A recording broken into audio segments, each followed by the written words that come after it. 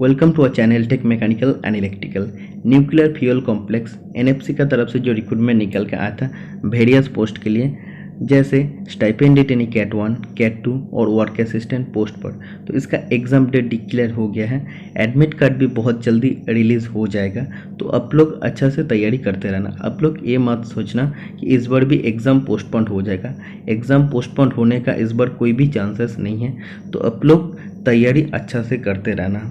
और जितना भी दिन बचा है इसके लिए मैं आप लोग का रेगुलर क्लासेस प्रोवाइड कर रहा हूँ। तो अब देख सकते हैं, मैंने आप लोग को बोला था 7 से 8 प्रैक्टिस सेट मैंने बनाया हूँ, जो मैं आप लोग के साथ बचा हुआ दिन में डिस्कस करूँगा। तो आज सेट 3 का साइंस क्वेश्चन मैंने डिस्कस करूँगा। इसमें टोटल 20 क्वेश्चन आप लोग को देखने को मिल जाएगा, लेकिन 20 क्वेश्चन को जब डिस्कस करूँगा पूरा कॉन्सेप्ट क्लियर करूँगा और इसका रिलेटेड जो भी क्वेश्चन होगा उसका टोटल डिस्कस करूँगा। तो वीडियो को आप लोग अंत तक देखते रहना। वीडियो पसंद आए तो चैनल को जरूर सब्सक्राइब करके रखना। आने वाला हार्ड टेक्निकल जॉब का आप लोग को सबसे पहले नोटिफिकेशन मिल जाएगा। तो बिना किसी लेट करके आज का वीडियो स्टार्ट करता हूँ। आप देख सकते हैं इंस्ट्रक्शन आप लोग देख पाएंगे। इंस्ट्रक्शन जो भी एग्जाम में रहने वाला है इंस्ट्रक्शन आप लोग पढ़ सकते हैं। तो फर्स्ट क्वेश्चन आप देख सकते हैं, universal gravitation constant capital G value is. तो हिंदी में आप लोग पढ़ सकते हैं यूनिवर्सल गुरुत्वीय स्थिरांक जी का मान क्या होता है। तो सबसे पहले जानना चाहिए यूनिवर्सल ग्रेविटेशन कांस्टेंट होता क्या है। ओके, तो इससे पहले आप लोग को जानना चाहिए ग्रेविटेशन क्या होता है या ग्रेविटेशन फोर्स क्या होता है।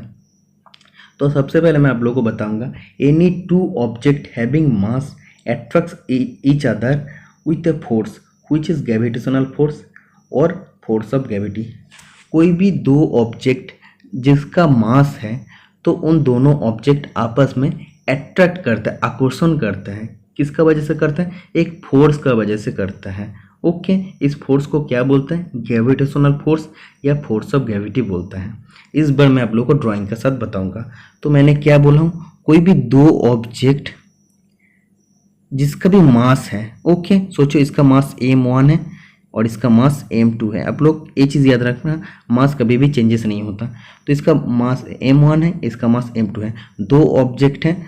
तो कोई भी दो ऑब्जेक्ट का जिसका मास है, उन दोनों ऑब्जेक्ट एक दूसरे को अट्रैक्ट करते हैं, एक दूसरे को अट्रैक्ट करते हैं। तो इसका सेंटर टू सेंटर डिस्टेंस सोचो r से मैंने डिनोट किया हूँ, ठीक है।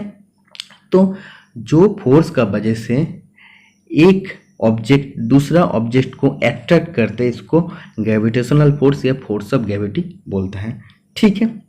तो ये जानना चाहिए जो ग्रेविटेशनल फोर्स होता है इफ प्रोपोर्शनल टू क्या होता है। देखो, मास जितना ज़्यादा होगा उसका एट्रैक्शन या फोर्स मतलब एट्रैक्शन उतना ज़्यादा होगा।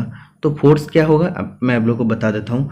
देखो, ये अगर मास जो है m1 सोचो इतना बड़ा है, मास अगर जितना ज़्यादा होगा और इसका भी मास सोचो विराट मतलब बहुत बड़ा है, तो मास जितना बड़ा होगा या जितना ज़्यादा होगा फोर्स उतना ही ज़्यादा होगा, ठीक है। तो ऐसे कैसे रिलेशन होगा, ग्रेविटेशनल फोर्स प्रोपोर्शनल टू क्या हो जाएगा, m1 into m2, product of mass 1 and mass 2 या product of first object and second object, ठीक है।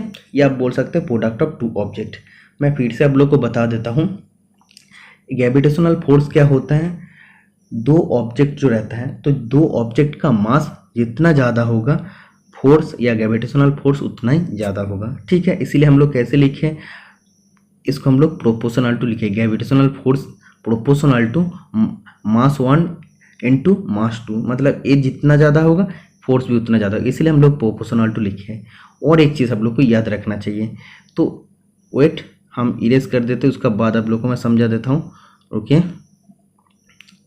सोचो ये ऑब्जेक्ट है, इसका मास m2 है, इसका मास m1 है। तो ये जो डिस्टेंस है, डिस्टेंस जितना ज़्यादा होगा फोर्स ऑफ ग्रेविटी या ग्रेविटेशनल फोर्स उतना घटते जाएगा, डिक्रीज होगा।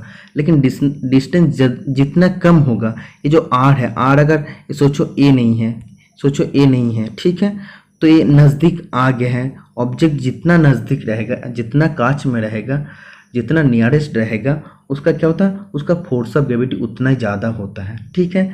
तो अब लोग को मैं बता देता हूँ, जितना मतलब आर कम होगा फोर्स ऑफ ग्रेविटी उतना ज़्यादा होगा। मतलब इसका साथ कैसे रिलेशन हो रहा है, एक घटेगा तो एक बढ़ेगा। लेकिन पहले क्या हो रहा था, फोर्स तब बढ़ेगा जब इसका मास भी, दोनों ऑब्जेक्ट का मास जब बढ़ेगा, ठीक है, पहले ऐसा हो रहा था। लेकिन इसमें क्या बोल रहा है, अगर रेडियस ज़्यादा हो जाएगा, या सॉरी रेडियस नहीं, डिस्टेंस अगर ज़्यादा हो जाएगा तो फोर्स ऑफ ग्रेविटी घट जाएगा। मतलब इसका बीच में क्या रिलेशन होता है, ये जो होता है force proportional to 1/r², distance का स्क्वायर होता है, ठीक है। तो डिस्टेंस को हम लोग r से डिनोट करते हैं। तो आप लोग देख सकते हैं दो ऑब्जेक्ट हैं, तो दो ऑब्जेक्ट के बीच में जितना ज़्यादा डिस्टेंस होगा उसमें उतना ही कम फोर्स ऑफ ग्रेविटी होगा। तो इन दोनों को अगर मिला देंगे तो क्या हो जाएगा, ये प्रोपोर्शनल टू हो जाएगा। आप देख सकते हैं m1 इंटू m2, या आप बोल सकते हैं प्रोडक्ट ऑफ टू ऑब्जेक्ट बटा r², ठीक है। समझ में आ रहा है, दोनों इक्वेशन को मैंने मिला दिया हूँ। इसके बाद प्रोपोर्शनल टू का जगह अगर हम लोग इक्वलिटी लिखेंगे तो इसमें एक कांस्टेंट हम लोग लेते हैं जिसको हम लोग कैपिटल G से डिनोट करते हैं, ओके, जिसको हम लोग बोलते हैं यूनिवर्सल ग्रेविटेशन कांस्टेंट, ठीक है। तो ये हो जाएगा m1 इंटू m2 बटा r², ठीक है। तो ये होता है टोटल इक्वेशन। ए इक्वेशन से बहुत सारा क्वेश्चन पूछे जाता है। इधर से पूछता है कि जी का वैल्यू क्या होता है, जी का यूनिट क्या होता है, सब एक एक चीज़ मैं आप लोग को बताऊंगा। सबसे पहले आप लोग बताना, ये जो मैंने लॉजिक आप लोग को बता दिया हूँ ये आप लोग को समझ में आया है कि नहीं। ऐसा नहीं है कि जस्ट शॉर्ट क्वेश्चन करके आप लोग चला जाएंगे, ऐसा नहीं है। शॉर्ट क्वेश्चन तो हम इजीली आप लोग को एक एक क्लास में 50 करा सकते हैं, लेकिन इसका रिलेटेड जो क्वेश्चन बोल रहा हूँ ये अगर आप लोग समझ लेंगे तो आप लोग का कोई भी प्रॉब्लम नहीं होगा। तो आप लोग को फिर से मैं थोड़ा सा समझा देता हूँ। कोई भी दो ऑब्जेक्ट हैं m1 और m2 हैं, तो इसका जितना ज़्यादा मास होगा फोर्स ऑफ ग्रेविटी उतना ही ज़्यादा होगा, इसलिए हो जाएगा a proportional to product of two object, okay. और इस दोनों ऑब्जेक्ट का बीच में जितना कम डिस्टेंस होगा फोर्स ऑफ ग्रेविटी उतना ज़्यादा होगा, मतलब ये इन्वर्सली प्रोपोर्शनल होता है। इसका बाद हम लोग मिला दिए हैं, इक्वेशन आ जाएगा। इसका बाद पूछते हैं कैपिटल जी का यूनिट क्या होगा। तो ये जो इक्वेशन है, इक्वेशन से जी का वैल्यू कैसे निकालेंगे, जी इजिकल टू क्या हो जाएगा, एफ इंटू r² हो जाएगा, r² ऊपर में चला जाएगा और नीचे क्या आ जाएगा, m1 इंटू m2, ठीक है। तो जी का यूनिट जब भी निकालने के लिए बोलेगा तो आप लोग जानते हैं फोर्स का यूनिट क्या होता है, न्यूटन होता है, ओके। r² मतलब क्या है, डिस्टेंस, डिस्टेंस हम लोग कैसे डिनोट करते हैं, m² से डिनोट करते हैं। इसके बाद क्या हो जाएगा नीचे m1 एंड m2। तो मास कैसे डिनोट करते हैं हम लोग, kg से डिनोट करते हैं, मास को हम लोग kg लिखते हैं ना, तो kg इंटू kg, तो क्या हो जाएगा न्यूटन मीटर स्क्वायर पर kg² हो जाएगा, ठीक है। तो ये हो जाएगा g का यूनिट। तो पूरा इक्वेशन से आप लोग को समझ में आ गया है। अगर आप लोग ऐसे ही याद कर लेते कि जी का यूनिट होता है न्यूटन मीटर स्क्वायर पर kg², तो कैसे आया है वो भी आप लोग देख लिए कि ये जो इक्वेशन है ये इक्वेशन से आ रहा है, ठीक है। ये इक्वेशन से बहुत सारा क्वेश्चन भी पूछे जाता है। तो ये जो कैपिटल जी होता है इसको बोलते हैं यूनिवर्सल ग्रेविटेशन कांस्टेंट। इसका वैल्यू क्या होता है, इसका वैल्यू होता है, तो क्वेश्चन में आप लोग को लेके जाता हूँ, इसका वैल्यू आप देख पाएंगे। वेट, पूरा चीज़ में इरेज कर देता हूँ। इसका वैल्यू जो होता है 6.67 इंटू 10⁻11 न्यूटन मीटर स्क्वायर पर kg², ठीक है। Option number A is the right answer हो जाएगा। तो कैपिटल जी का एक वैल्यू तो होता है ना, ये तो कांस्टेंट रहता है, तो लेकिन इसका जो वैल्यू होता है, कांस्टेंट वैल्यू होता है 6.67 इंटू 10⁻11 न्यूटन मीटर स्क्वायर पर kg², ओके। तो यूनिट कैसे आया है वो भी मैं आप लोग को समझा दिया हूँ, समझ में आ गया है। ये जो ग्रेविटेशनल लॉ का बात मैंने कर दिया हूँ, एक किसका ग्रेविटेशनल लॉ है, न्यूटन्स ग्रेविटेशनल लॉ है। तो कभी कभी क्वेश्चन में पूछे जाता है न्यूटन्स ग्रेविटेशनल लॉ क्या होता है, तो यही होता है न्यूटन्स ग्रेविटेशनल लॉ। जैसे कि आप लोगों को मैं बता दूँ, ए proportional to m1 into m2 और ए प्रोपोर्शनल टू 1/r² या डिस्टेंस को आप लोग बोल सकते हैं, ओके। इसको बोलता है Newton's law of gravitation. Next question आप देख सकते हैं, the escape velocity at the earth surface is, पृथ्वी की सतह पर पलायन वेग क्या होता है। तो बहुत ही इंपॉर्टेंट क्वेश्चन है, हम इजीली आपको आंसर बता सकता हूँ कि 11.2 किलोमीटर पर सेकेंड स्क्वायर, मतलब सेकेंड में 11.2 किलोमीटर हो रहा है। सोचो, मतलब बहुत ज़्यादा हो रहा है। तो इसके वेलोसिटी क्या होता है, पलायन वेग क्या होता है, ये चीज़ तो आपको समझ में आना चाहिए ना। तो सबसे पहले मैं आप लोग को समझाऊंगा, धीरे धीरे आप लोग एक एक चीज़ को समझना, क्योंकि मेरा हिंदी उतना अच्छा नहीं होता है, इसीलिए मैं एक ही चीज़ को बार बार आप लोग को बता के आप लोग को समझाने का कोशिश करता हूँ। ठीक है, तो आप लोग देखना, आप लोग को मैं बताता हूँ। ये होता है अर्थ। ठीक है, अर्थ का सरफेस में जी का वैल्यू, ग्रेविटी सबसे ज़्यादा होता है। मैं आप लोग को बहुत बार डिस्कस कर दिया हूँ, जी का वैल्यू क्या होता है, 9.8 मीटर पर सेकेंड स्क्वायर होता है। ठीक है, तो कहाँ पे सबसे ज़्यादा था, अर्थ का सरफेस में सबसे ज़्यादा होता है। ये क्या होता है, ये होता है पोल, ये पोल होता है, ये नॉर्थ पोल होता है, और नीचे क्या होता है, साउथ पोल होता है, ये क्या होता है, इक्वेटर होता है। ओके, तो ये जो सरफेस है इसमें सबसे ज़्यादा, रुकिए, इसमें सबसे ज़्यादा, ये सरफेस में सबसे ज़्यादा जी का वैल्यू या ग्रेविटी सबसे ज़्यादा होता है। और इसका, ये तो पृथ्वी है, अर्थ है। ओके, इसका ग्रेविटी का वजह से इसका चार पास क्या होता है, एक ग्रेविटेशनल फील्ड होता है। ठीक है, ग्रेविटेशन मतलब इसमें टोटली ग्रेविटी द्वारा अट्रैक्ट होता है। तो आप लोग जानते हैं, इधर अगर कोई वस्तु को रखते हैं, तो वस्तु को अगर रखने से, सरफेस में रखने से जी का वैल्यू सबसे ज़्यादा होता है। तो जब भी हम लोग एक वेलोसिटी देके इसको ऊपर फेंकेंगे, एक वस्तु को अगर ऊपर फेंकेंगे, सोचो ऊपर फेंका है, तो नॉर्मली हम बता देते हैं ये 1 किलोमीटर पर सेकेंड वेलोसिटी में हम ऊपर फेंके हैं। ठीक है, तो ऊपर फेंकने के बाद क्या होता है, जो इनिशियल वेलोसिटी होगा 1 किलोमीटर पर सेकेंड है। इसके बाद वो धीरे धीरे ऊपर जितना जाएगा उसका जी का वैल्यू तो घटता है, आप सभी स्टूडेंट जानते हैं, क्योंकि अर्थ का सरफेस से जितना ऊपर जाएगा जी का वैल्यू घटेगा। और आप लोग को बता दिया हूँ, अर्थ का सरफेस से जितना नीचे जाएगा, मतलब डेप्थ में जाएगा, उसका उतना ही जी का वैल्यू डिक्रीज होते जाएगा। तो एक्चुअली अर्थ में जी का वैल्यू सबसे ज़्यादा होता है। हाइट बढ़ने से भी जी का वैल्यू घटता है, और हाइट घटने से भी जी का वैल्यू घटता है। ठीक है, तो ये जब वस्तु को हम initial velocity 1 kilometre per second में ऊपर फेंकेंगे, तब क्या हो जाएगा, ये वेलोसिटी तो धीरे धीरे घटते जाएगा, और वेलोसिटी, फाइनल वेलोसिटी जब 0 हो जाएगा तब वो नीचे आ जाएगा।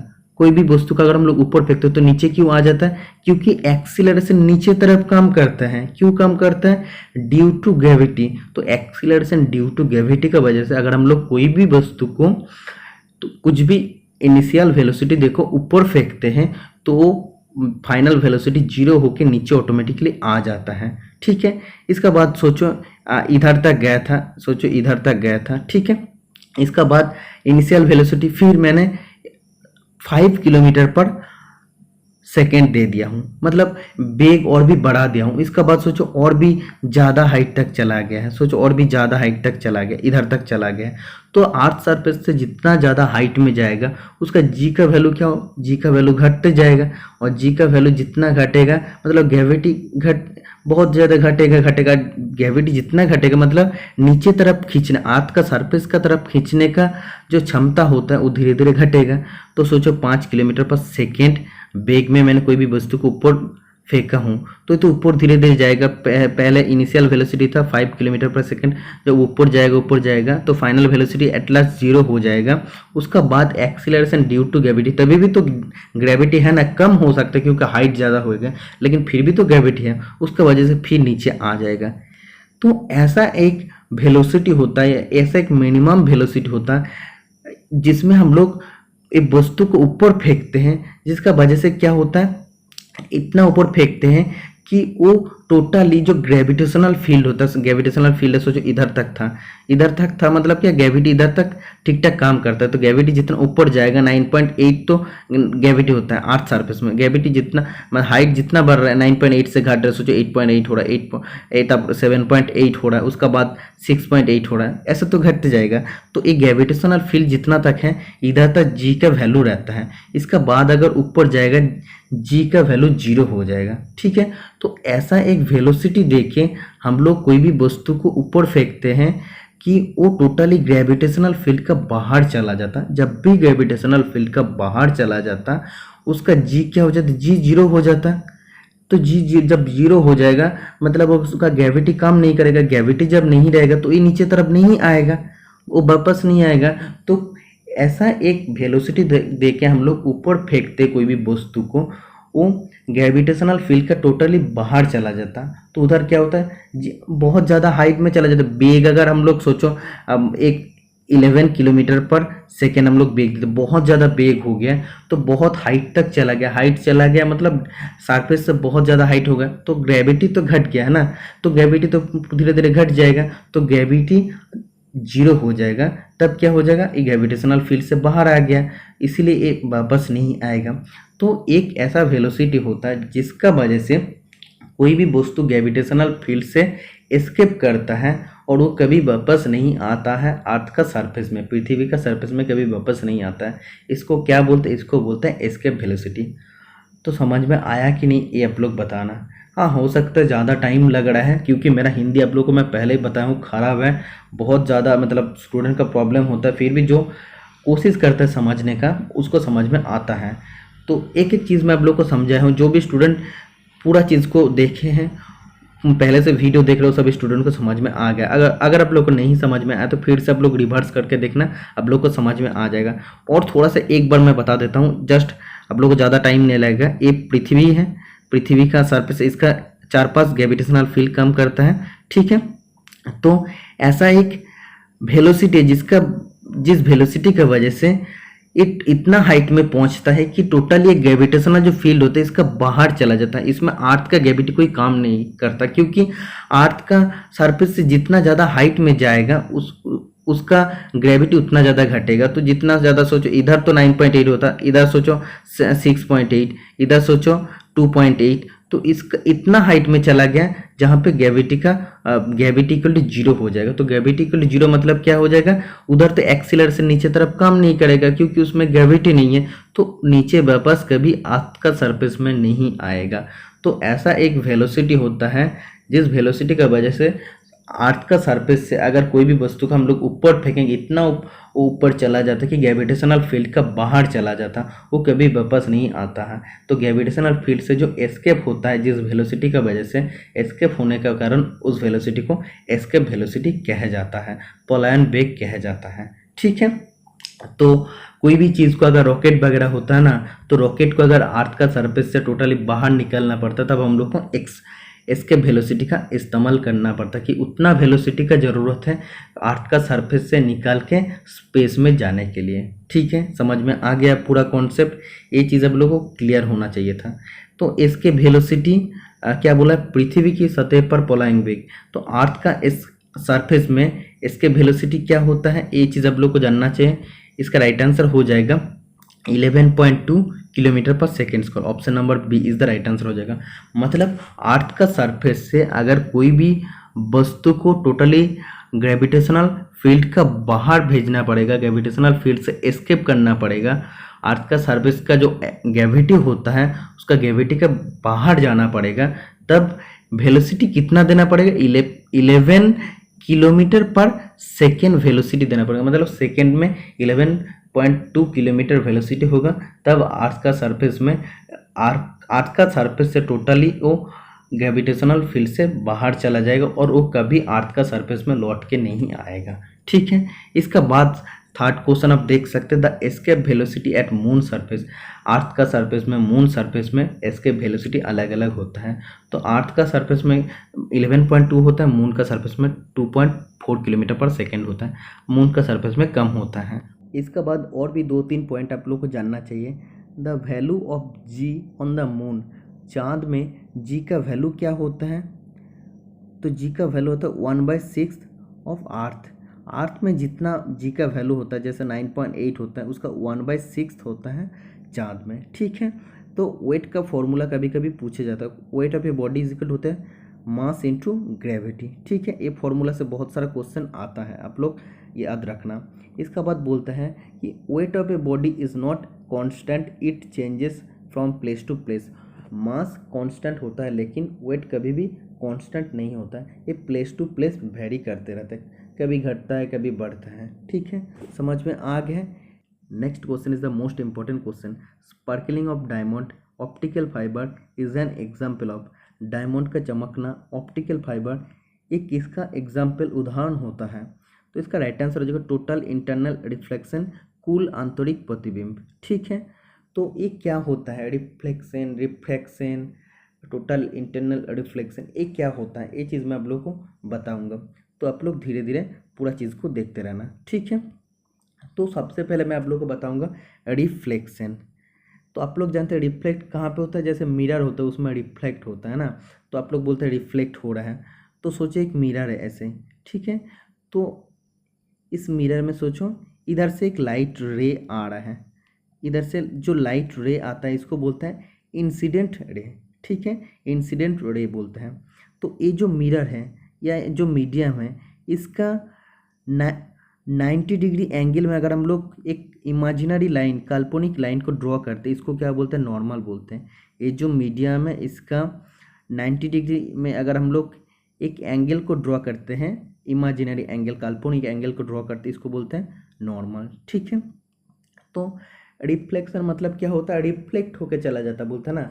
तो रिफ्लेक्ट होना मतलब क्या, इधर से लाइट रे आ रहा है, आने के बाद जब भी ये जो मिरर में गिरता है, इधर गिरने के बाद क्या होता है, जिस मीडियम से आया था ये जो मीडियम है, इसी मीडियम से ये लौट के चला जाता। ठीक है, इसी मीडियम से लौट के चला जाता। तो लाइट रे जब इधर से आ रहा था इसको क्या बोलता है, इंसिडेंट रे। ये जो काल्पनिक या इमेजिनरी लाइन है 90 डिग्री में, इसको क्या बोलता है, नॉर्मल बोलता है।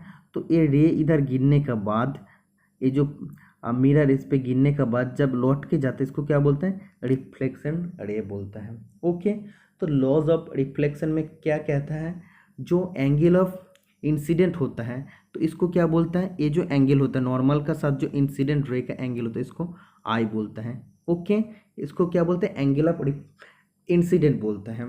और ये जो नॉर्मल का साथ जो रिफ्लेक्शन रे का एंगल होता है इसको बोलते हैं एंगल ऑफ रिफ्लेक्शन। ठीक है, तो जो लॉ ऑफ रिफ्लेक्शन होता है, रिफ्लेक्शन मतलब क्या है, परावर्तन।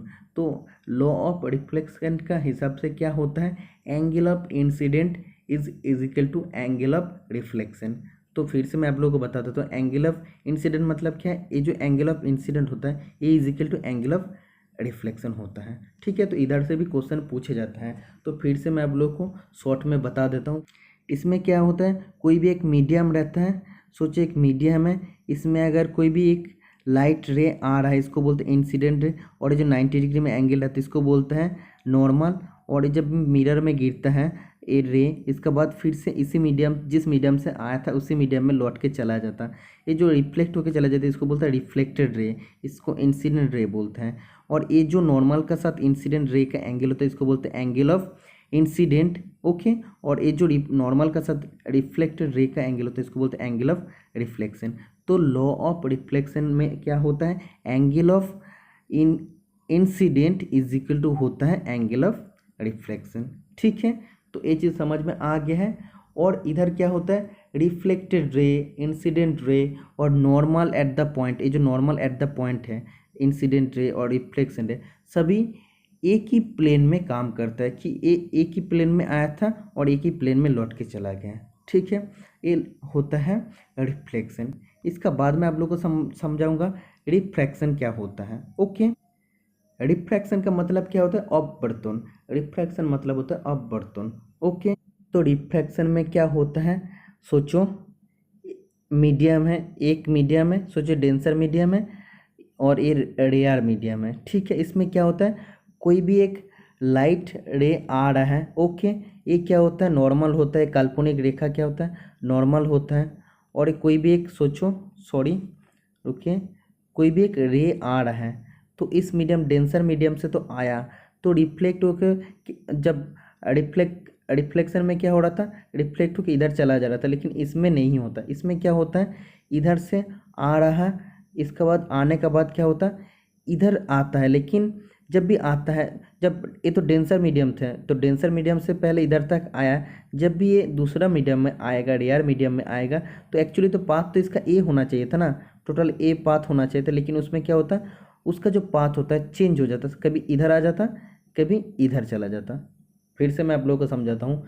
रिफ्लेक्शन जो मैं आप लोगों को पहले बताया हूँ, रिफ्लेक्शन मतलब परावर्तन, उसमें क्या होता था, उसमें जब आया था, इधर से आया था, फिर उसी प्लेन में रिफ्लेक्ट होकर चला गया था। ओके, तो रिफ्रैक्शन में क्या हो रहा है, अपवर्तन में क्या हो रहा है, सोचो एक दोनों मीडियम में, डेंसर मीडियम है और ये रेयर मीडियम है। ओके, तो इधर से सोचो जो रे आ रहा है, इंसिडेंट रे जो आ रहा है, तो ये तो, और ये होता है काल्पनिक रेखा, नॉर्मल होता है। ओके, नॉर्मल होता है, तो रे को तो सीधा इस टाइप का आना चाहिए था ना, लेकिन रिफ्रैक्शन में अपवर्तन में क्या होता है, ये इसका पाथ चेंज कर देता है, कभी इधर आ जाता है, कभी इधर चला जाता है। ठीक है, तो कब नॉर्मल का तरफ आता है, ये तो नॉर्मल होता है, तो नॉर्मल का तरफ कब आता है और कब नॉर्मल का तरफ, नॉर्मल से दूर भागता है, ये भी मैं आप लोगों को बताऊंगा। ठीक है, तो बहुत ही कॉम्प्लिकेटेड चीज़ है, इसको समझाने के लिए भी बहुत टाइम लगता है। ओके, तो आप लोग धीरे धीरे समझना, जब टाइम है तो आप लोग को मैं समझा देता हूँ। ओके, तो रिफ्रैक्शन में क्या होता है, दो मीडियम होता है, सोचो डेंसर मीडियम है। ओके, और ये नीचे रेयर मीडियम है, रेयर मीडियम एयर है और डेंसर मीडियम सोचो ग्लास है। तो ऐसे एक नॉर्मल होता है, मैं आप लोग को बता दिया हूँ 90 डिग्री में जो एंगल रहता है, तो इंसिडेंट रे तो ऐसे आ रहा है। ओके, इसके बाद जब भी दूसरा प्लेन में जाएगा या दूसरा मीडियम में जाएगा, तब क्या होता है, एक्चुअली तो इसको इस टाइप का आना चाहिए था। ओके, लेकिन वो ऐसे नहीं आता, वो क्या होता है, वो जो नॉर्मल होता है, नॉर्मल से वो दूर भागता है, मतलब इस टाइप इधर से इधर तरफ चला जाता है। जो रिफ्लेक्टेड रे होता है, ये तो इंसिडेंट रे है, इंसिडेंट रे आया है, जब रिफ्लेक्टेड रे है, रिफ्लेक्टेड रे नॉर्मल से दूर भागता है, क्योंकि ये नॉर्मल तो इधर रहता है, तो इधर तरफ चला जाता है। ओके, तो ये होता है denser medium to rare medium. तो क्वेश्चन ऐसा आ सकता है, जब लाइट रे डेंसर मीडियम से रेयर मीडियम में आता है, तब रिफ्लेक्टेड रे कहाँ पे जाता है, तब रिफ्लेक्टेड रे नॉर्मल से दूर भागता है। ठीक है, ये मैं बता दिया हूँ। इसका बाद और एक ड्राइंग सेम टू सेम आप लोग देख लेना। सोचो ये सोचो रेयर मीडियम है और ये डेंसर मीडियम है। ठीक है, तो रेयर मतलब एयर सोचो और डेंसर मतलब ग्लास सोचो। ठीक है, तो ऐसे तो एक नॉर्मल होता है, तो इंसिडेंट रे जब भी आया है तो उसको तो इस टाइप का जाना चाहिए था ना, इस टाइप का जाना था। लेकिन जब भी इंसिडेंट रे या लाइट रे रेयर मीडियम से डेंसर मीडियम की तरफ आएगा, मतलब एयर से ग्लास का तरफ आएगा, तब क्या होता है, वो नॉर्मल का तरफ आता है। ठीक है, towards the normal, normal का तरफ आता है। एक्चुअली उसको इधर जाना चाहिए था, लेकिन वो इधर आ जाता है। ठीक है, मतलब ये नॉर्मल का आसपास आ जाता है, नॉर्मल का तरफ आता है। समझ में आ गया, दो चीज़ क्या होता है, दो चीज़ मैं आप लोग को बता दिया हूँ। जब भी आप लोग देख लेना, जब भी ग्लास मतलब डेंसर मीडियम से जो रेयर मीडियम में एयर में आ रहा था, तो उसमें क्या हो रहा था, ये जो रिफ्लेक्टेड रे था तो नॉर्मल से दूर भाग रहा था। लेकिन जब भी आप देख सकते हैं रेयर मीडियम जब एयर से डेंसर मीडियम में आ रहा है, तब क्या हो रहा है, ये जो नॉर्मल है नॉर्मल का तरफ आ रहा है। ठीक है, समझ में आ गया है। तो धीरे धीरे आप लोग पूरा चीज़ को समझना। इसका बाद मैं आप लोग को समझाऊंगा टोटल इंटरनल रिफ्लेक्शन क्या होता है। तो ये थोड़ा डिफिकल्ट होता है, आप लोग ध्यान से देखना, आप लोग को हार्ड पॉइंट आप लोग को समझ में आ जाएगा। ठीक है, तो सोचो ऐसे ऊपर में रेयर मीडियम है जिसको आप लोग एयर बता सकते हैं, और नीचे डेंसर मीडियम है, आप लोग ग्लास बता सकते हैं, कांच बता सकते हैं। तो ये होता है नॉर्मल। ओके, आप लोग मैं तो बता दिया हूँ, जो 90 डिग्री एंगल में जो इमेजिनरी लाइन रहता है। तो जब भी सोचो डेंसर मीडियम से एक रे जा रहा है, इंसिडेंट रे जा रहा है। ठीक है, तो एक्चुअली तो उसको जब भी, पहले मैं आप लोग को बता दिया हूँ, जब रिफ्रैक्शन में बताया हूँ, तो रिफ्रैक्शन कब होता है, देखो रिफ्लेक्शन जब भी होता है तो एक ही प्लेन में हो जाता है, जहाँ से आता है वही से उसी प्लेन से घूम जाता है। लेकिन रिफ्रैक्शन में क्या होता है, एक प्लेन से आता है और दूसरा प्लेन में वो एंटर करता है। तो इधर क्या होता है, इंसिडेंट रे सोचो इधर से जा रहा था। ठीक है, तो एक्चुअली उसको तो इस टाइप का जाना चाहिए था। ओके, लेकिन उसमें क्या होता है, ये तुम जब भी आप लोगों को मैं बता दिया हूँ, डेंसर मीडियम से जब रेयर मीडियम में जाता है, तब क्या होता है, वो नॉर्मल से दूर भागता है। तो नॉर्मल होता है मतलब दूर भागता, मतलब क्या होता है, वो इधर तरफ आता है, इधर तरफ आता है। ठीक है, मतलब थोड़ा सा दूर भाग जाता है। एक्चुअली इसको इस टाइप का जाना चाहिए था, लेकिन वो थोड़ा सा दूर भागता है। ओके, तो ये जो बीच वाला लाइन है इसको हम इरेज कर देते, फिर से मैं ड्रॉ कर देता हूँ, इधर तरफ आ गए हैं। तो ये हो गया रिफ्लेक्टेड रे। फिर इधर से अगर हम लोग और इंसिडेंट रे जाएगा, तो इसको तो एक्चुअली इधर तरफ जाना चाहिए था ना, इधर तरफ जाना चाहिए था। तो डेंसर मीडियम से जब भी रेडियल मीडियम में जा रहा है, मतलब क्या वो नॉर्मल से और भी दूर भागेगा, क्योंकि इधर से ये तो जा रहा है मतलब और भी दूर भागेगा। तो सोचो कहाँ पे आ रहा है, सोचो इधर तरफ आ रहा है। ठीक है, तो बीच वाला लाइन में सॉरी इरेज कर देता हूँ। ठीक है, इसका बाद है सोचो और भी एक इंसिडेंट रे में भेज रहा हूँ, इसका बाद और भी दूर भागेगा, ये जो नॉर्मल है नॉर्मल से और भी दूर भागेगा।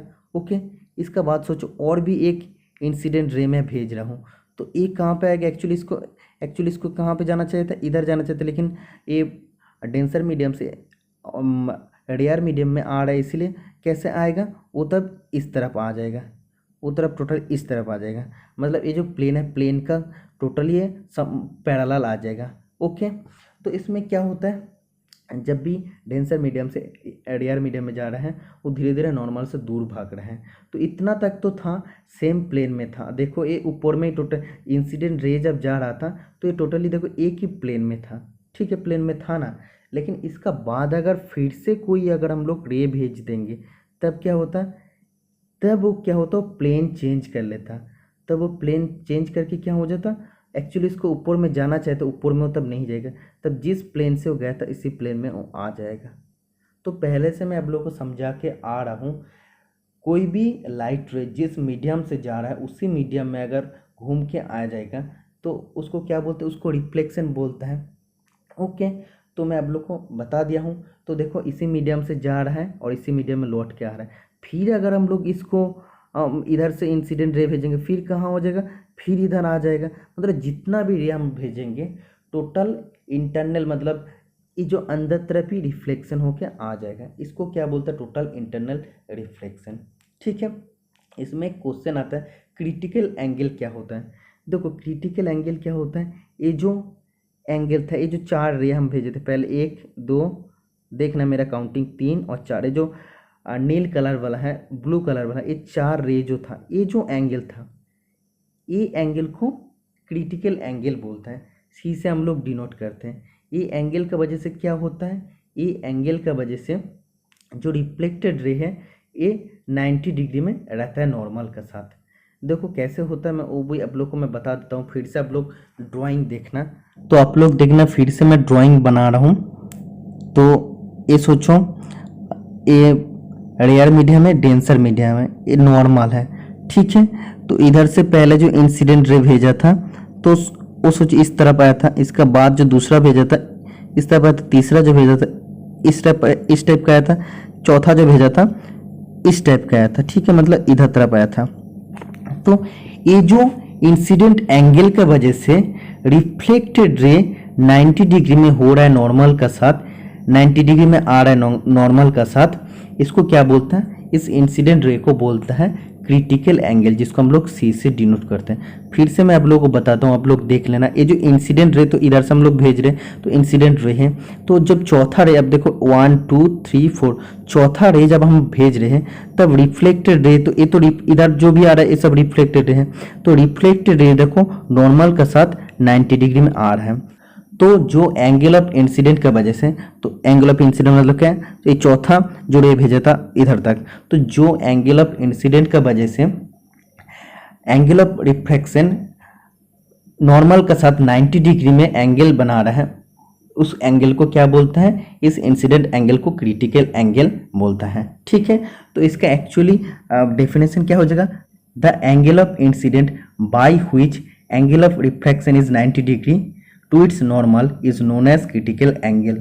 ओके, जिस एंगल ऑफ इंसिडेंट का वजह से एंगल ऑफ रिफ्लेक्शन नॉर्मल का साथ 90 डिग्री में कोण बना रहा है, उस एंगल ऑफ इंसिडेंट को क्रिटिकल एंगल बोलता है। ठीक है, तो पूरा चीज़ समझ में आ गया है। तो इसका बाद जो भी हम लोग रे भेजेंगे तो जिस प्लेन से गया था इसी प्लेन में आ जाएगा, जो भी रे भेजेंगे तो जिस प्लेन से जा रहा है उसी प्लेन में आ रहा है, मतलब रिफ्लेक्शन होता है, और टोटल ये रिफ्लेक्शन होकर इधर ही आ जाएगा, और इंटरनल तरफ ही रिफ्लेक्शन होकर अब देखना इधर इधर आएगा, इसलिए इसको टोटल इंटरनल रिफ्लेक्शन बोलते हैं।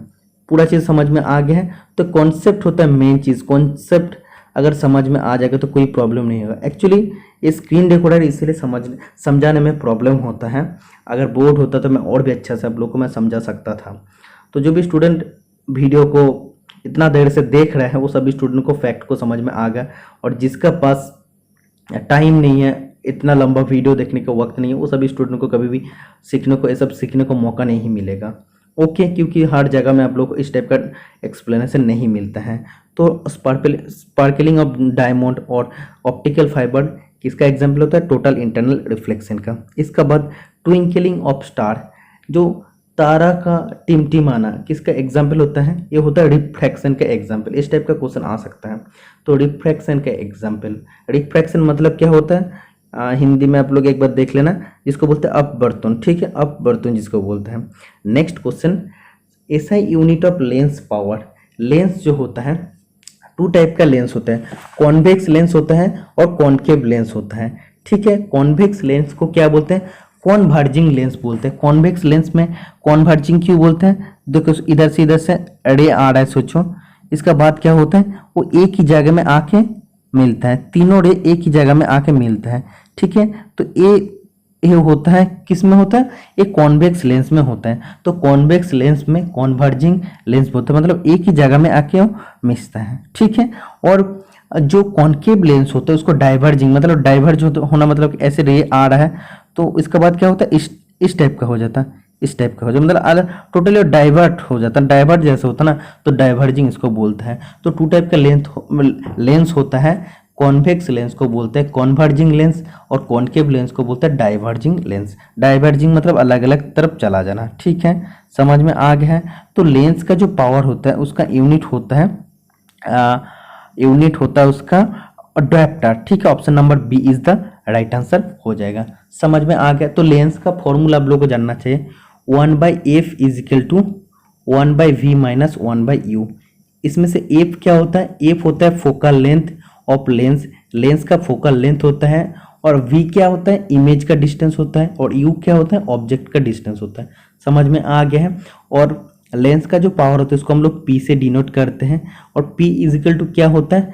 p इज इक्वल टू होता है 1/f, मतलब 1/, फोकल लेंथ होता है। ये चीज़ आप लोग को जानना चाहिए, इधर से मैथ आ सकता है। Next question, blue colour of sky is due to. आकाश का नीला रंग किसके कारण होता है? तो इसका राइट आंसर हो जाएगा स्कैटरिंग ऑफ लाइट, लाइट का विच्छुरन के कारण होता है। ओके, तो स्कैटरिंग मतलब बिखरना बोलता है ना, तो लाइट का बिखरने का कारण होता है। ओके, नेक्स्ट क्वेश्चन 9 नंबर का, what are called primary colour. प्राथमिक रंग किसे कहते हैं? तो इसका राइट आंसर हो जाएगा option number A, red, green and blue. Okay, option number A is the right answer हो जाएगा। मतलब ए प्राइमरी कलर होता है, इस कलर से हम लोग एक दूसरे का साथ में मिक्स करेंगे तो अलग अलग कलर आ सकता है। ठीक है, नेक्स्ट क्वेश्चन 10 नंबर का, human eyes least distance of distinct vision is. मानव नेत्र की सुस्पष्ट दृष्टि की न्यूनतम दूरी है, मतलब कितना न्यूनतम दूरी में मानव आई या मानव जो नेत्र है सुस्पष्ट देख सकता है। तो इसका राइट आंसर हो जाएगा 25 सेंटीमीटर। 25 सेंटीमीटर न्यूनतम जो डिस्टेंस है उसमें ह्यूमन आई अच्छा से देख सकते हैं, उससे कम हो जाएगा तो प्रॉब्लम होता है। Okay, next question, which colour is formed by mixing red and green colour. Red और ग्रीन कलर को मिक्स करके कौन सा कलर आता है? येलो कलर आता है। बहुत ही इंपॉर्टेंट क्वेश्चन है। ओके, नेक्स्ट क्वेश्चन 12 नंबर का, a man suffering from myopia should be use dash lens. Myopia से पीड़ित व्यक्ति को डैश लेंस का प्रयोग करना चाहिए। तो सबसे पहले आप लोग को जानना चाहिए मायोपिया क्या होता है। मायोपिया होता है ह्यूमन आई का एक डिफेक्ट जिसको शॉर्ट साइटनेस बोलता है, SHORT SIGHTNESS, शॉर्ट साइटनेस बोलता है। ओके, इसमें क्या होता है, जो भी नियरेस्ट ऑब्जेक्ट होता है, जो भी हम लोग का कांच में रहता है, जो भी नियरेस्ट हम लोग का पास ऑब्जेक्ट रहता है उसको हम लोग अच्छा से देख पाते हैं, लेकिन दूर की ऑब्जेक्ट को हम लोग अच्छा से देख नहीं पाते हैं। इसके लिए हम लोग को कॉन्केव लेंस का इस्तेमाल या प्रयोग किया जाता है। और इसका जो ऑपोजिट एक डिफेक्ट होता है जिसको बोलता है हाइपरमेट्रोपिया। इसमें क्या होता है, दूर का चीज़ को अच्छा से देख पाता है, लेकिन जो नज़दीक ऑब्जेक्ट रहता है, नज़दीक कोई भी वस्तु रहता है तो उसको अच्छा से हम लोग देख नहीं पाते हैं। ठीक है, इसके लिए कौन सा लेंस यूज़ करना चाहिए? इसके लिए कॉन्वेक्स लेंस का इस्तेमाल करना चाहिए और इसको बोलते हैं लॉन्ग साइटनेस। ठीक है, इसके बाद और एक प्रॉब्लम होता है प्रेसोफोबिया। प्रेसोफोबिया में जब भी ओल्ड एज हो जाता है तब क्या होता है, वो दूर का भी चीज़ को अच्छा से देख नहीं पाता, जो भी दूर चीज़ रहता है उसको भी अच्छा से नहीं देख पाता, और जो नज़दीक रहता है उसको भी अच्छा से देख नहीं पाता। इसीलिए बाईफोकल लेंस यूज़ करना चाहिए। तो फिर से मैं आप लोग को बता देता हूँ, क्वेश्चन आ सकता है, प्रेसोफोबिया जो भी डिफेक्ट है वो सभी को कौन सा लेंस यूज़ करना चाहिए, बाईफोकल लेंस यूज़ करना चाहिए। ओके, इसका बाद एस्टिग्मेटिज्म। एस्टिग्मेटिज्म में क्या होता है, हॉरिजॉन्टल लाइन और वर्टिकल लाइन में पहचान नहीं कर सकता। हॉरिजॉन्टल इस टाइप का लाइन होता है, वर्टिकल लाइन होता है, इसमें उसको पहचान नहीं होता कौन सा हॉरिजॉन्टल है कौन सा वर्टिकल है। वर्टिकल को हॉरिजॉन्टल देखते, तो हॉरिजॉन्टल को वर्टिकल देखते हैं। तो ये जो प्रॉब्लम होता है ये नॉर्मल डिस्टेंस में प्रॉब्लम होता है, ऐसा नहीं कि दूर डिस्टेंस में देखने में प्रॉब्लम होता है, नॉर्मल डिस्टेंस में रहता है फिर भी ये प्रॉब्लम होता है। इसको करेक्ट करने के लिए सिलिंड्रिकल लेंस यूज़ करना चाहिए, सिलिंड्रिकल। तो एस्टिग्मेटिज्म जो भी डिफेक्ट है, कोई भी आदमी का डिफेक्ट है तो उसको सिलिंड्रिकल लेंस का प्रयोग करना चाहिए। ठीक है, पूरा चीज़ को समझ में आ गया है। नेक्स्ट क्वेश्चन आप देख सकते हैं, telescope is use to. Telescope का उपयोग डेस्क के लिए किया जाता है, तो it is use to detail of the distance object. दूर की चीज़ को देखने के लिए हम लोग टेलीस्कोप का इस्तेमाल करते हैं। ओके, तो एस्ट्रोनॉमिकल टेलीस्कोप किसने आविष्कार किया था, केपलर ने आविष्कार किया था 1611 में, 1611 साल में आविष्कार किया था। ओके, और गैलीलियन टेलीस्कोप कब आविष्कार किया था, 1609 में आविष्कार किया था। जब भी बोलेगा एस्ट्रोनॉमिकल टेलीस्कोप किसने आविष्कार किया था, Kepler is the right answer हो जाएगा। ओके, नेक्स्ट क्वेश्चन बोला है, why is red light employed for danger signal. जहाँ पे भी डेंजर सिग्नल होता है, ट्रैफिक जहाँ पे डेंजर सिग्नल होता है उधर हम लोग रेड लाइट यूज़ करते हैं। कोई भी डेंजर जगह में हम लोग रेड लाइट का क्यों इस्तेमाल करते हैं, खतरे की संकेत के लिए लाल बत्ती का उपयोग क्यों किया जाता है, तो इसका राइट आंसर हो जाएगा red light is scattered least. Lal Dong सबसे कम बिखरता है। ठीक है, तो इसीलिए हम लोग रेड लाइट को यूज़ करते हैं, क्योंकि हम लोग इसको दूर से अच्छा से देख पाते हैं। बहुत ज़्यादा स्कैटर होता है, बिखरता बहुत कम है, तो दूर से हम लोग लाल लाइट को या लाल बत्ती को हम लोग देख सकते हैं। इसीलिए डेंजर जो भी जगह है उधर हम लोग लाल बत्ती का इस्तेमाल करते हैं। Next question, the colour of stars depend on their. तारों का रंग किसका ऊपर या किस पर निर्भर करता है, तो तारा का जो अलग अलग रंग होता है ना, तो वो कलर होता है वो टेम्परेचर का वजह। जिसका टेम्परेचर ज़्यादा है उसका नील टाइप का कलर आएगा, जिसका टेम्परेचर कम है लाल टाइप का कलर है। तो इसका डिपेंड करता है टेम्परेचर के ऊपर, टेम्परेचर के ऊपर अलग अलग कलर होते हैं। ओके, इसके बाद बोला है rainbow is form due to. Rainbow किस कारण, जिसको बोलता है इंद्रधनुष का निर्माण किसका कारण होता है, तो इसका राइट आंसर हो जाएगा रिफ्रैक्शन, रिफ्लेक्शन। और अगर कभी कभी ऑप्शन में डिस्पर्सन भी दिया रहता है। ठीक है, एक्चुअली तो दोनों सबसे पहले होगा रिफ्लेक्शन और रिफ्रैक्शन, जहाँ पे रहेगा वही ऑप्शन होगा, उसका साथ अगर डिस्पर्सन भी रहेगा फिर भी वही आंसर राइट हो जाएगा। ओके, तो अपवर्तन और परावर्तन क्या है वो तो मैं आप लोग को समझा दिया हूँ। नेक्स्ट क्वेश्चन 17 नंबर का, the head mirror used by ENT doctor. ENT मतलब क्या होता है आप लोग को जानना चाहिए। ईएनटी डॉक्टर किसको बोलते हैं, ईयर, नोज और थ्रोट।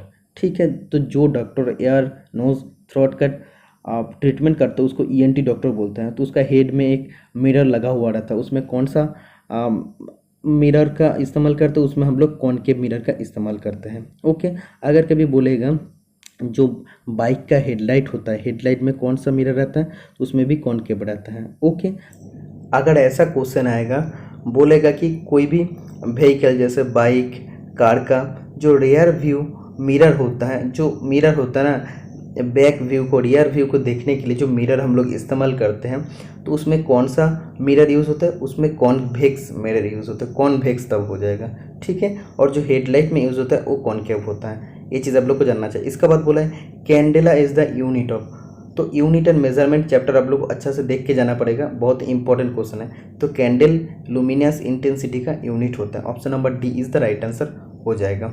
ओके, अगर क्वेश्चन ऐसा आएगा अमाउंट ऑफ सब्सटेंस का यूनिट क्या होता है, हो जाएगा मोल। ठीक है, टेम्परेचर का यूनिट क्या हो जाएगा, केल्विन हो जाएगा। इलेक्ट्रिक करंट का एम्पेयर हो जाएगा, टाइम का सेकेंड हो जाएगा, मास का किलोमीटर हो जाएगा, लेंथ का मीटर हो जाएगा। ठीक है, तो इस टाइप का क्वेश्चन आ सकता है, तो आप लोग यूनिट चैप्टर को अच्छा से देख के जाना। इसका बाद बोला है which one of the following has the highest wavelength. निम्नलिखित में से किसकी सबसे ज़्यादा या सबसे अधिक तरंगदैर्घ्य है, तो तरंगदैर्घ्य किसका ज़्यादा है, रेड लाइट का सबसे ज़्यादा है। Okay, option number D is the right answer हो जाएगा। फ्रीक्वेंसी सबसे कम किसका है, रेड लाइट का। जिसका वेवलेंथ ज़्यादा हो जाएगा उसका फ्रीक्वेंसी सबसे कम होगा। Okay, next question and last question आज का क्लास का most important question, how many image can a man see if he stands between two plane mirror inclined at an angle of 60 degree. सोचो कोई भी एक आदमी है तो दो प्लेन मिरर है, दो प्लेन मिरर को बीच में खड़ा है और दो प्लेन मिरर कितना डिग्री एंगल में सेट किया है, सोचो ऐसे से एंगल में सेट किया और एक आदमी है 60 डिग्री एंगल में सेट किया हूँ, तो वो आदमी टोटल उसका कितना व्यू देखेगा। तो ऐसे कभी कभी एंगल कभी वो बोल देता है 45 डिग्री, कभी बोल देता है सोचो ऐसे 30 डिग्री में बोल देते हैं, तो एंगल अलग अलग हो सकता है, तो कितना वो इमेज देखेगा एक क्वेश्चन में पूछा है। तो इसके लिए एक फॉर्मूला होता है, बहुत ही इंपॉर्टेंट फॉर्मूला होता है 360 बटा n-1। एन मतलब क्या है, एन मतलब होता है, सॉरी एन नहीं थीटा होता है, थीटा होता है। तो थीटा का जगह आप लोग को एंगल देना पड़ेगा, जो एंगल इधर दिया रहेगा 360 बटा थीटा मतलब क्या 60 हो जाएगा -1, तो 6 - 1 इजकल हो जाएगा 5।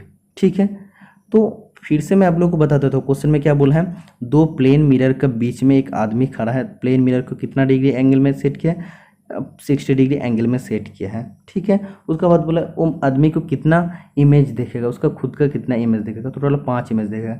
अगर इधर क्वेश्चन में 45 दिया रहता तब क्या हो जाता, या सोचो 30 डिग्री दे है, तो 30 डिग्री एंगल में अगर ये जो मिरर इसको सेट किया है तो क्या हो जाएगा, फॉर्मूला 360 बटा 30 -1, तब 12 - 1 11 हो जाएगा। ओके, क्लियर हो गया क्वेश्चन। तो ये क्वेश्चन मैंने डिस्कस कर दिया, इसका बाद जो वीडियो आएगा मैथ और जनरल अवेयरनेस का क्वेश्चन आएगा। तो वीडियो पसंद आया, वीडियो में आप लोग अगर कुछ भी सीखने को मिला तो चैनल को जरूर सब्सक्राइब करके रखना, आने वाला हर टेक्निकल जॉब का आप लोग को सबसे पहले नोटिफिकेशन मिल जाएगा। आज के लिए इतना ही, मिलते हैं next time, tata bye bye.